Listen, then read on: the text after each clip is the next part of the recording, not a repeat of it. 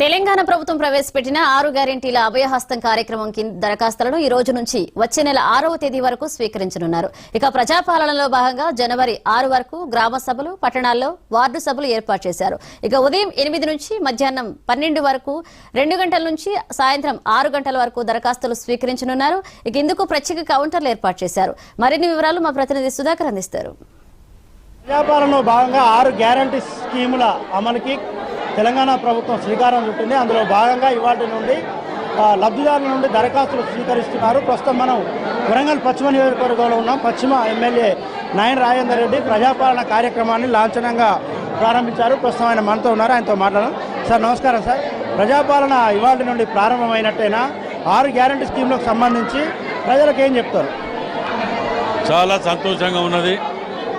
Congress party ఎలక్షన్ల ముందు గతంలో ఏం చేసింది, ఏం చేయబోతుంది అని చెప్పి 100 రోజులలో మేము ఇవ్వబోయే సంక్షేమ పథకాలు ప్రజలకు తీసుకొస్తామని చెప్పి మన ప్రజలు నమ్మి అధికారం ఇచ్చిండ్రు.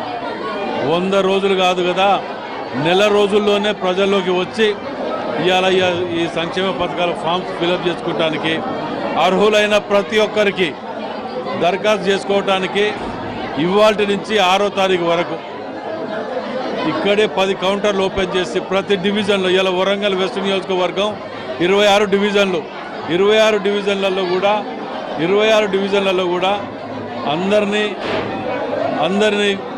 కౌంటర్లలో కూర్చోబెట్టి వారికి అవసరమైన సదుపాయాలు కల్పిస్తున్నాం. ఫామ్స్ ఫిలప్ చేయడానికి ఏమి కంగారు పడిన అవసరం లేదు, రేషన్ కార్డు లేదని ఇబ్బంది పడవలసిన అవసరం లేదు. అర్హులైన ప్రతి ఒక్కరు దరఖాస్తు చేసుకోవచ్చు.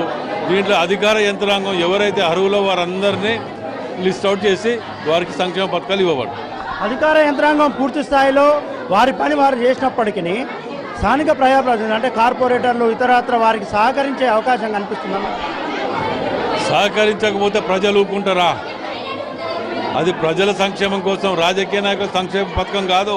గత ప్రభుత్వం తిరిగా ఇది ప్రజల సంక్షేమ పథకాలకు, ఇది ప్రజలకు అధికారులకు వదిలిపెట్టి మేము వాటిని పర్యవేక్షించడానికి మాత్రమే తప్ప వాటి మీద ఆధిపత్యం చెలాయించడానికి కాదు.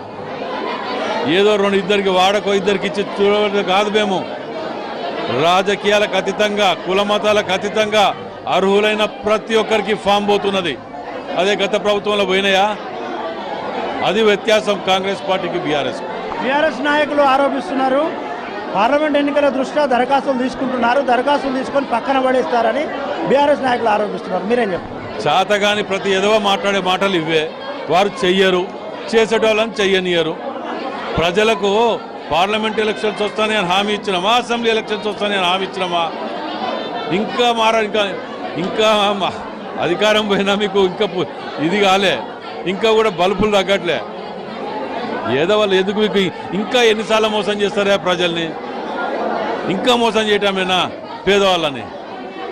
ఏం ఈ వాడల మేము ఇప్పుడు లాంచ్ చేసే కాడ మేము ఇందులో మా ఇల్లు ఇచ్చిన ఒక 300 ఒక్క ఇల్లు ఇచ్చిన ఏదోనా వాళ్ళు మాట్లాడిన ఏదో వాళ్ళని అడగబానండి.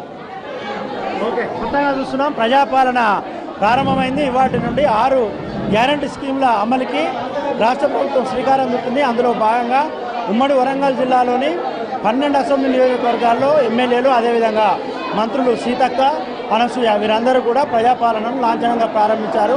లబ్ధిదారుల నుండి దరఖాస్తులు స్వీకరిస్తున్నారు. లబ్ధిదారులందరూ ఏ విధమైన గందరగోళానికి, అయోమయానికి గురి కావాల్సిన అవసరం లేదు.